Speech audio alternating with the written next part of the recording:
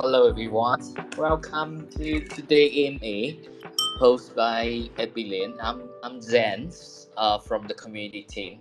Thanks for tuning in. And also today's topic is quarterly 101 from having to the future of PoW mining, GPU versus ASIC. We are very honored that we are joined by two incredible speakers today. We have Dr. Duncan, the founding member of Abelian and a globally recognized expert in the cryptography and blockchain security with over 25-year academy and industry experience. Dr. Duncan has contributed extensive to secure protocol design and privacy preserving infrastructure.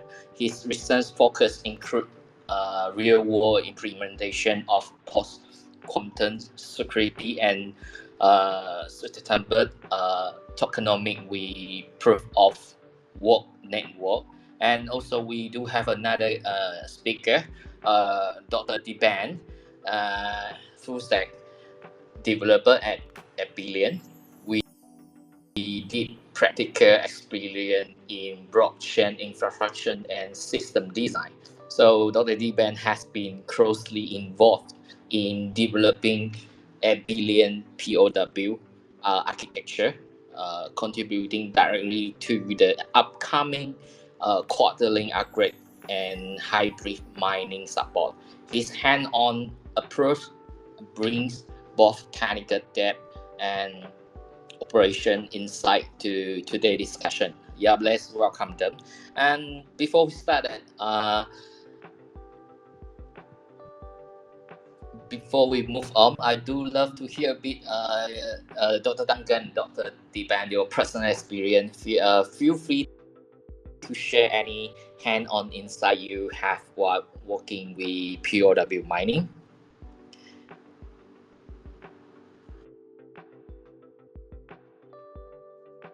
Sure, I will start first. My name is Diban. Actually, I have a background in chemical engineering. I have a PhD in mathematical optimization. Then I switched to become a software engineer. I'm currently working with Abelian as a full stack developer. I'm responsible with the quartering and mining as well, together with the mining pool. As well as I'm also working on the second layer where we actually are planning to do scalability of our Abelian blockchain. That's it for now from me. All right, thank you, Dr. Diban. All right, I think Dr. Duncan have some connection problem. Yeah, he's back. All right. Hi, Duncan. Yep. Yeah, we can hear you loud and clear. It's good now. All right, cool. Yeah, sorry for the interruption over here. I got some internet connectivity issue over there. Yeah, so great to be here. So I'm Duncan, and I started my career as a cryptography PhD student after getting my PhD, being a professor, doing research in cryptography. And also teaching computer science courses, mainly in computer security. So a few years ago, back to 2018, I, together with some of the other co-founders, started working on this project. And at that time, we hoped that we will be able to build a public blockchain, which is quantum resistant by design, which means all the cryptographic algorithms being used by Abelian should be quantum resistant, so that we don't need to do any kinds of upgrade in the future. While at the same time, we would like to build up different levels of privacy preserving. So we would like to build not just the pseudonymous privacy like Bitcoin, but also we would like to have fully private coins, which means your wallet balances will be hidden from the public. Just like your banks, that the balances can only be known by you, while at the same time your transactions will all also be hidden. while at the same time we also want to make sure that there will not be any overspending or double spending at the same time. So speaking of the PoW, I actually started doing Bitcoin mining more than 10 years ago. And at that time, I was also teaching blockchain technologies and Bitcoin, cryptocurrency, all that at the university. So that's how I started working on the PoW. I found that very fascinated because it's actually put together a lot of research results in the last 3 to 4 decades together and make everything come true and realize in practice. So that's why I've been very excited about that. And because of the beauty of the security as well as the decentralization that the proof of work can bring to the public blockchain systems. And that's also the main reason why we make use of PoW at the Abelian layer 1 as well. Thanks. All right, thank you. Thanks, Dr. Duncan. So in our last AMA, we explored the Q-Day tokenomics, including the utility distribution models and also the long-term vision for a post-quantum ecosystem. So in today's season, we are focused to another major part of Abelian ecosystem, the quarterling mechanics. So we will talk through what quarterling means and how it's different from the traditional halving model, what it means for the miner in terms of incentive and sustainability, and how it connects to the hybrid mining.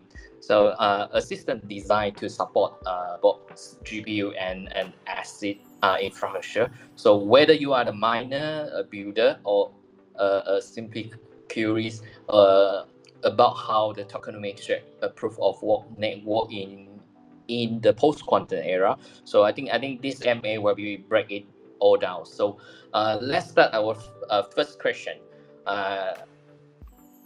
We have here the theme quartering mentioned frequently across the community lately. But what exactly is this? So and how is different from what many of us already know as halving? So I got first question, which is to start us off, could you explain what quarterling is and how it's work in principle, Dr. Duncan? Sure. So quartering, this quartering event for PoW, if I'm not mistaken, I think this is probably the first time that this term is being used for the PoW and also the tokenomics. So first of all, before talking about the quartering, we need to talk about halving event. I believe most of you know about the halving event. Basically the purpose over here is that for a particular blockchain or cryptocurrency that you have a fixed total supply, and you would like to provide enough incentive to miners, while at the same time we are trying to make the mining harder and harder, because you would like to have more people joining in at the very beginning, and while at the same time you will also like to reduce the supply rate, which basically interprets into the price appreciation as well. If you have a reducing supply while keeping the demand unchanged or even boosting the demand, then naturally, due to the basic economic theory, the price will be appreciated. So that will basically give a strong incentive to miners, and more miners are joining, the price keeps going up, and the mining difficulty gets higher and higher. And it's basically a very healthy and very constructive process throughout the entire mining period of time. So basically halving means that for a certain period of time, like for example, like Bitcoin, about every 4 years there will be a halving event, and at the very beginning, each block, the reward is 50 Bitcoins, BTCs. And then after the halving, after 4 years, then the number of Bitcoins get rewarded per block is reduced to 25. And then after another era, it's reduced to 12.5 and so on. So it's the same case for many other PoW tokenomics as well. And Abelian is no different from there. So basically Abelian is also having this halving mechanism. But at the same time, this time we change a little bit, that after the first era is completed at the block height 400,000, which is roughly about the early June that will happen at the 400,000 blocks. Instead of doing a halving, the block reward is going to be reduced to only a quarter. So currently the number of ABELs being rewarded per block to the miners is 256 ABELs. So after the quartering at the block height, beginning from the block height 400,000, then the number of ABELs will be rewarded, will be reduced from 256 to 64. So instead of having to 128, it's kind of like having, and then having again immediately to 64 ABELs. So let me also talk a little bit about what other impacts, and then maybe later on we explain more about the incentive, the motivation, and the reason or rationale behind. So in addition to having this quartering reduced to 156 to 64, the total number of supply remains unchanged, which means it's still around 225 million or 220 million ABELs. That's the total supply. And in order to keep the total supply while we have the quartering after the first era is completed, there are two other aspects will be also affected. The first one is that the total period of mining will be increased from around 32 years to 64 years. So we will have a lot more time for the miners to mine when compared with the original tokenomics. The second thing is that for each era, the period is also doubled.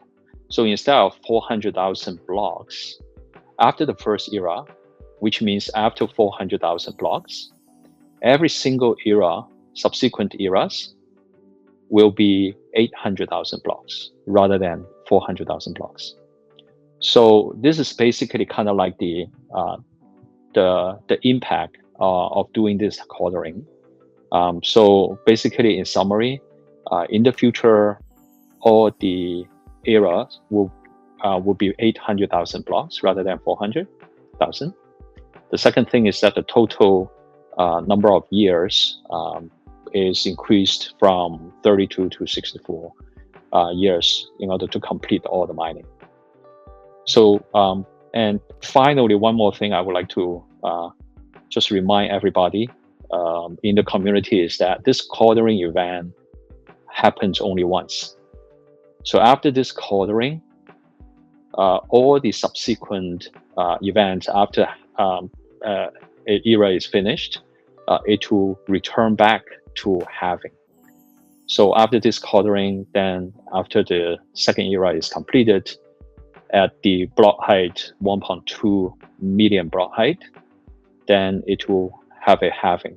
And then at 2 million block height, there will be another halving and so on. Altogether, there are still altogether 10 eras. Yep, so it's a little bit complicated. Sorry about that. I apologize for that. But I hope that you get the whole spirit of the entire quartering thing. Yeah, thanks. All right, thanks, Dr. Duncan, for your explanation. So we do have another question here. In what key way those quartering different from the traditional halving mechanics that most in the crypto space are familiar with? Dr. Duncan or Dr. Diban? Sure. So in typical other proof of work for example, Bitcoin, they do halving. And they have been consistently doing halving since the first block, the Genesis block, was created on 2009. Bitcoin actually went through 3 times of halving, each at every 4 years. So initially, Bitcoin was rewarding 50 Bitcoin to its miners, but then now after it went through 3 cycles, it's actually rewarding it the miners as 3.125. So for Abelian, it's a bit different. We're actually starting it by actually quartering it, where we're actually reducing the Abelian that currently rewarded, which is 256 to 64. Then we're going to double the period. So after 400,000, we're going to double the period to 800,000 to the second era. And then what we're going to do, we're going to halve it. And then the subsequent cycle, we're going to keep halving it. So by the end of the first era, right, we're going to start the end of the era at 400,000. So currently, the number of blocks that has been added to Abelian blockchain is about 380,000. So there is actually less than 20,000 block more remaining before we reach 40,000, which is expected in about 1.6 months times, which will arrive at the 400,000 block. So when we arrive at the 400,000 block, we actually going to reward the miners about 102.5 million of ABEL already. So our total supply of Abelian is actually 225.2. So it's roughly already at like almost 50% when we reach at the end of the era. So that's why we are drastically removing the reward, so we can have a longer period, as like Duncan said, from 32.5 years, we're actually extending the period where we can exhaust the total supply to 64.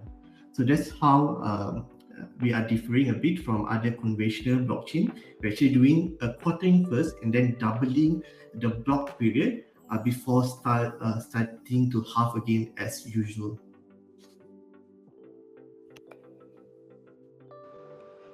Right, thank you, Dr. Diban, and thanks for breaking that down. It's great to see how Abelian is rethinking the familiar model with a forward-looking lens. And let's move into how this change might influence the miner incentive. So now that we understand the mechanics, and let's talk about what is meant for miner and the network at large. So the question is, why those after the first era is complete and the reward quarter, but at the end of the second era and subsequently the reward is half. So Dr. Duncan, do you want to answer this question?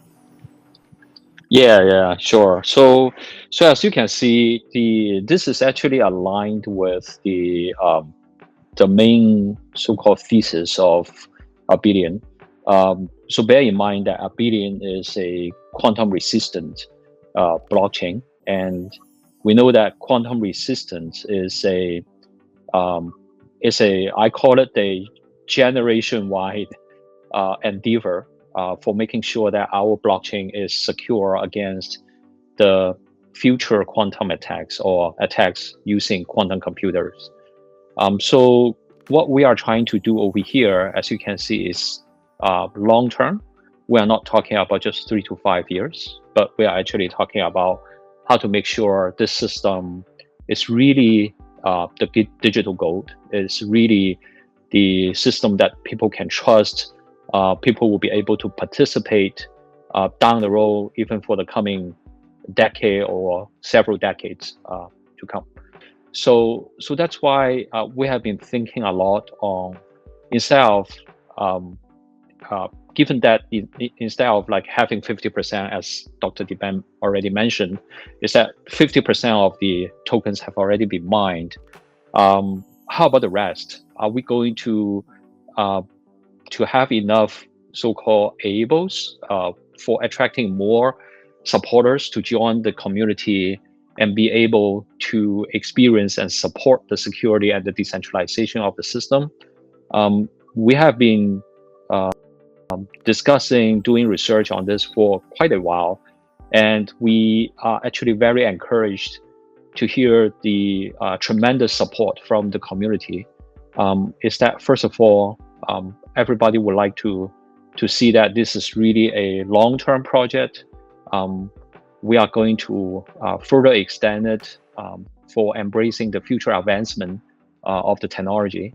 The second thing is that after the first era, what if we significantly reduce the supply so that we can have also a better support, for example, to the price of ABEL, put it in this way as well.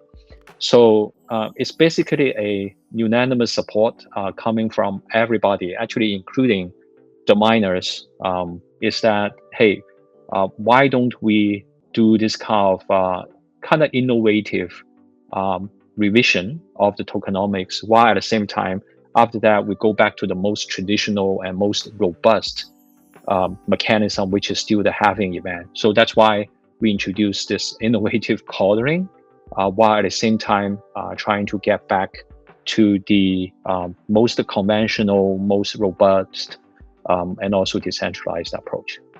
While at the same time, I would also like to share a little bit is that this is actually just the first part of the modification on the consensus protocol on Abelian. The second part is also that we are going to address in this AMA is about the hybrid mining. Because again, our thesis is still the same. The first post-quantum and also the privacy-preserving blockchain, while at the same time, we also try to see how to maximize the decentralization of the consensus protocol of the PoW as well. So later on, Dr. Diban, as well as myself, would love to share more regarding the hybrid mining as well. Thank you. All right, thank you, Dr. Duncan. So another question, which is, how does the quartering impact the incentive model for miner, both in the short term and over the long term horizon, and over the longer horizon? So what do you think, Dr. Diban? As you can see, right, the miners actually they spend their money, capital money, to purchase the mining unit, as well as they have their operating expenditure in terms of electricity that they have to cope with. So they always want their mining to be profitable. If not, they just will leave our network and join a different mining coin. So of course, when we reduce the reward from 256 to 64, the miners costs have not reduced. It is actually still remain the same. So in the case that if the price of ABEL remain the same, then the miners will find that it become less profitable. But history has shown that when we in proof of work blockchain, when they do halving, in the case like, for example, Bitcoin, what you see is that after halving has been done, the price will start to increase again. It is expected to increase by 200%, but in the most cases, the price actually increase sometimes even 5,000%. So as long as the rate of supply injected to the market is reduced, however, if the demand remains the same level, you can anticipate the price to actually increase. So for our case, when we do quarterling, when we reach 400,000 block, we expect the price of ABEL will actually start to increase. Apart from that, we also are working on second layer of blockchain, which allows scalability in our quantum resistant blockchain. So this will allow people to build a lot of application on top of our layer 1 model. And in order to get this coin in layer 2, they actually can stake their ABEL to obtain the layer 2 coin. So this what we anticipate is that when the layer 2 comes out, the demand of ABEL will start to continue to increase, and the price was able to increase as well. So we expect that in the short term you can see that it will start to increase, but then in the long horizon the value of Abelian will continue to increase due to our commitment to continue our development of technology and also our algorithm. Thank you, Dr. Diban and Dr. Duncan.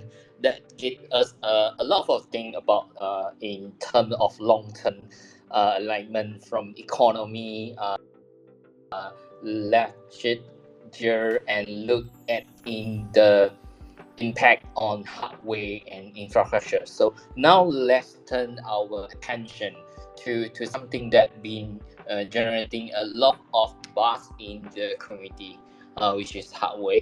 And as Quantum reshape the mining landscape, one area that getting a lot of attention is the hardware, especially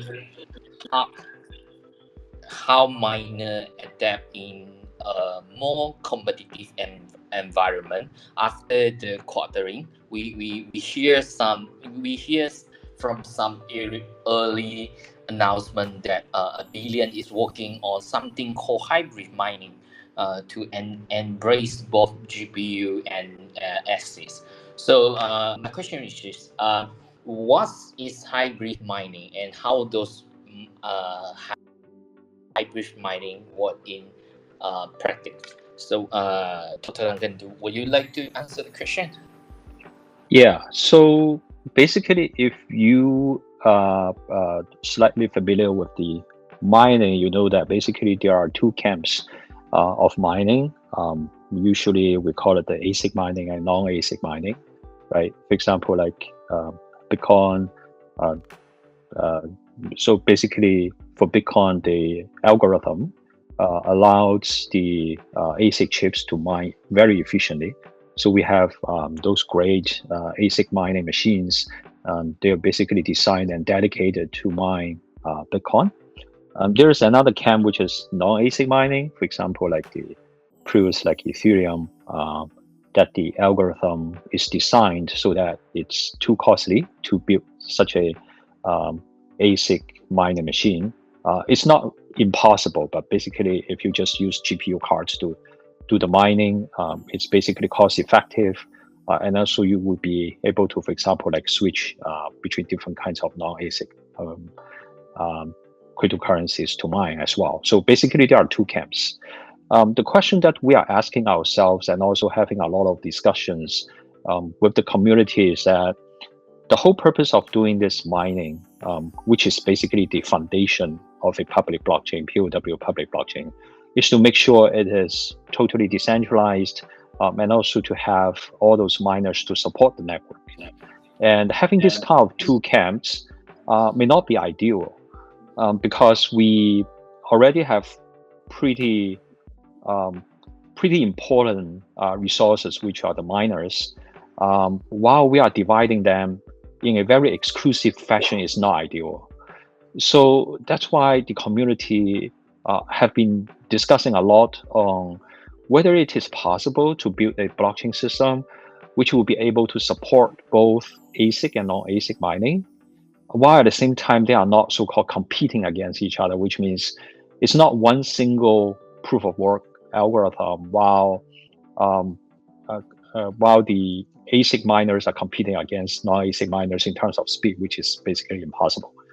But at the same time, will we be able to come up with a more innovative collection of algorithms so that ASIC miners, ASIC machines can mine using the ASIC friendly mining algorithm, while at the same time non-ASIC machines will be able to mine those non-ASIC friendly algorithms as well at the same time. And the algorithms, because it's a collection of algorithms, whether we will be able to build this collection so that we have a fair share between the ASIC and non-ASIC miners. So for example, like 50% of all the blocks, imagine that 50% of all the blocks are mined by ASIC miners, another 50% of all the blocks are mined by non-ASIC miners. So the algorithms will be smart enough to find the dynamic equilibrium between these two so that they can have a fair share. If we will be able to build up this kind of collection of algorithms, we'll be able to embrace both ASIC as well as non-ASIC miners. So this is what we are currently working on. We already have the research and also the proof of work completed. And next thing that we are going to do is to publish the research result and also how we are going to do it, as well as the roadmap timeline for everybody to get prepared for kind of like this new generation of mining. And back to the original purpose, that what we are trying to do is to increase the security as well as the decentralization by embracing miners coming from both camps. Yeah.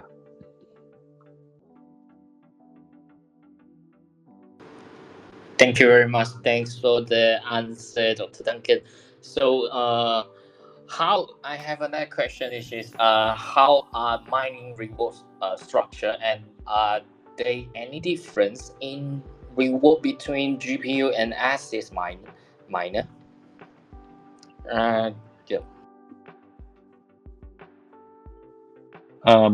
Yeah, maybe let me answer this question. So first of all, about the tokenomics, it will remain unchanged. We don't want to have any disruption on the tokenomics. We believe that it's basically a separate thing. We want to support this tokenomics while at the same time being able to support different camps of miners. So, so to answer your first question, basically about the tokenomics, the mining rewards, they will remain unchanged. So starting from the second era, the block reward is going to be 64 ABELs, and then after the second era, it will be reduced to 32 ABELs and so on. So that one will not be changed, and also each era will last for 800,000 blocks from the second era and so on. The main change over here is that we don't want to further increase the cost of every single miner. So that's why we will also like to increase the block frequency. So what I mean by that is, right now for Abelian, the block frequency is 256 seconds. So basically every 256 seconds, there is one new block being mined. And with the introduction of the hybrid mining, both ASIC as well as non-ASIC, we would like to increase the frequency so that every 128 seconds, there will be one block coming up. So having this change, there is also a side product which is pretty beneficial to the Abelian blockchain, is that basically you can imagine the throughput of Abelian layer 1 will be doubled because basically the block frequency is doubled.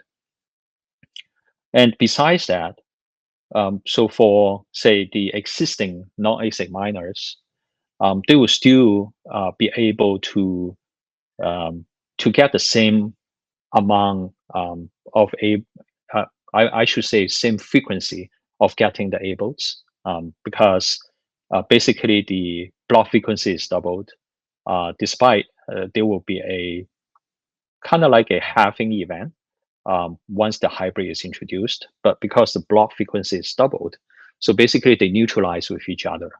And then the reward and with respect to the cost will remain unchanged. And we hope that this all the things will be written up and published in the coming few months, so that everybody will be able to look into all the technical details over here, and also discuss actively regarding this new and innovative way to do the hybrid mining.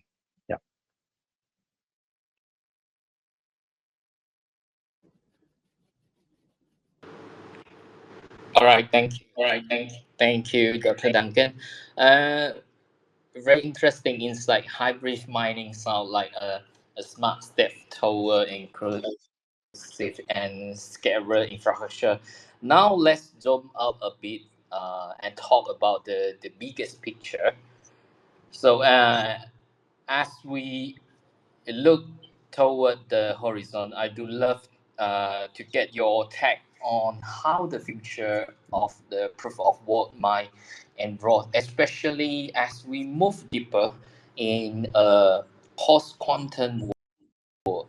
What's so the first question, which is, what's the long-term trend should protocol designer and miner watch for as adoption of such mechanics increases?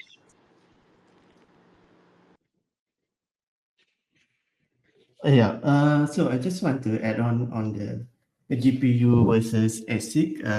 Why don't just have a single algorithm that is capable to cater for both GPU and ASIC?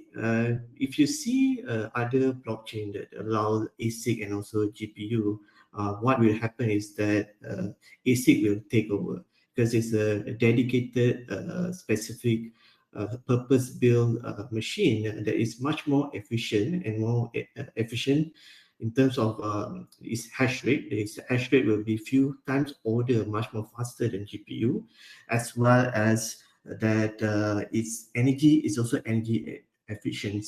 So what will happen is that when and only a single algorithm can be used for GPU as well as ASIC, what will happen is that ASIC will take over the entire blockchain. And this has happened, for example, in Litecoin, Bitcoin, and also Dogecoin. So having a hybrid system is actually allowing both GPU and as well as ASIC miner to coexist in the system. And what's the benefit of it? So one of it is the core concept of cryptocurrency, where you want decentralization. When you allow both GPU and also ASIC miners to coexist, it's actually in one sense make sure the decentralization is goal is achieved. You're not only one party actually can control the Bitcoin, the Abelian coin. So in the long-term trend, what you should expect is that you should look for our white paper where Dr. Duncan will produce it. And also please keep track on our PQ Abelian website, where we actually will produce news about this hybrid model, how we plan to implement it. Then we'll tell when the production will be produced. So keep track on that.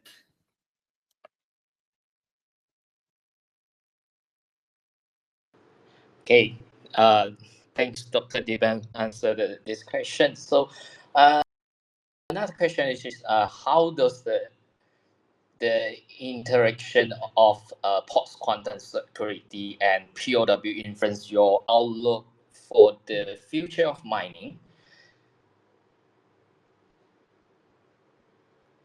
So, as we seen right in recent times, there's been a lot of push in quantum development of the quantum technology. First of all, if you look at in December 2024, last year, Google actually produced their first quantum chip called Willow, which able to do about 100 qubits. And then this was follow up announcement by Microsoft, which produced the Marjorana one chip on February 2025. So, and NVIDIA also didn't want to fall back on this. Jensen Huang, in his town hall on March 2025, he actually announced that NVIDIA will be building a quantum research lab in Boston.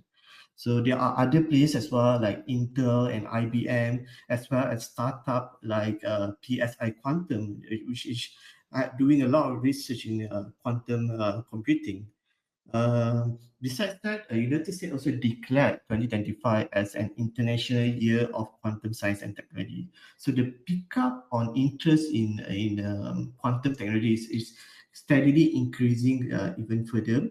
And what timeline it will take, nobody sure, but Jensen Huang from NVIDIA said that it might take 15 to 30 years when we can see actually workable applications in quantum technology. And he says it will take about 20 years. That's his expectation.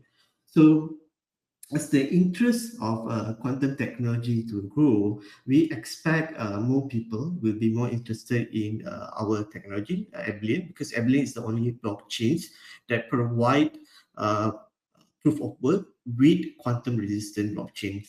So once this interest start to increase, we expect more people to be interested in our Abelian blockchain. Yeah, just want to chime in a little bit over here.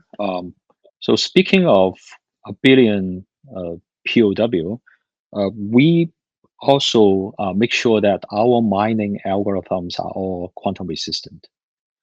So to do that, basically we are doing two things. The first one is that we make sure we are using all the corresponding underlying cryptographic algorithms, which are quantum resistant, which have been studied, well studied in both the academia as well as the industry, that they are believed to be quantum resistant.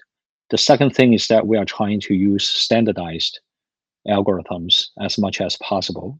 So for example, like the existing Abelian PoW mining algorithm, which is a modification from the, we call it the DAG hash or the ETH hash modified one, but we change the hashing algorithms to the SHA-3.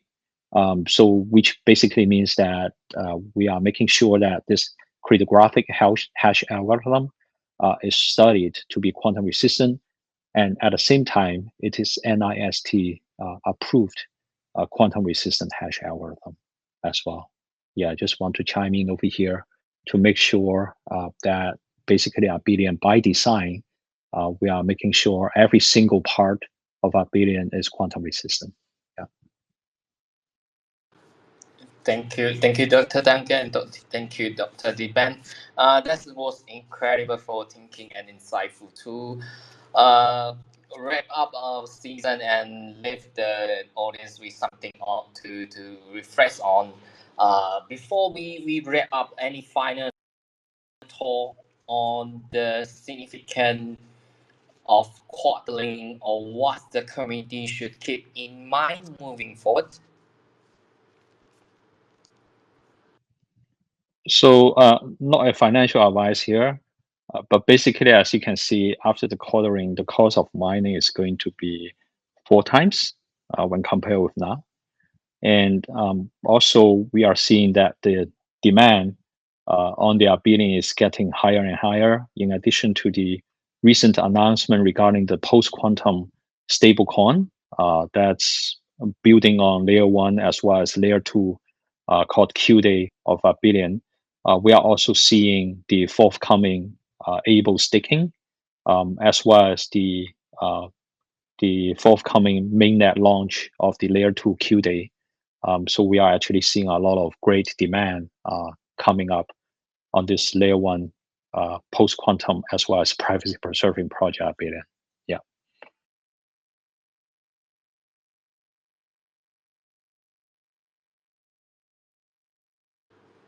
Okay, thank you very much. Dr. Diban, do you say something before we wrap up? Yeah. So Abelian is the only quantum resistant blockchain currently in the market. So the adoption of the quantum technology will much more the steady progress. We will start to see the steady progress of the technology in the coming years. So as the progress start to increase, I hope that people want to be the early miners to actually get the Abelian at a very lower price, and then in the future when the technology actually, the quantum technology actually matured, then they can have a lot of reward from it. Because the current blockchain technology is not quantum resistant, all the algorithm actually can be broken when there is enough qubits in the quantum technology. It's about 1 million. If you have 1 million qubits, then you actually can start building application using the qubits. So that's it from my side. All right, thank you very much. Thanks again to Dr. Duncan and Dr. Diban for the valuable insight today. We cover a lot today, from what quarterling is and how it's different from the traditional halving, and to its economy impact on miner and what hybrid mining means for the future of PoW.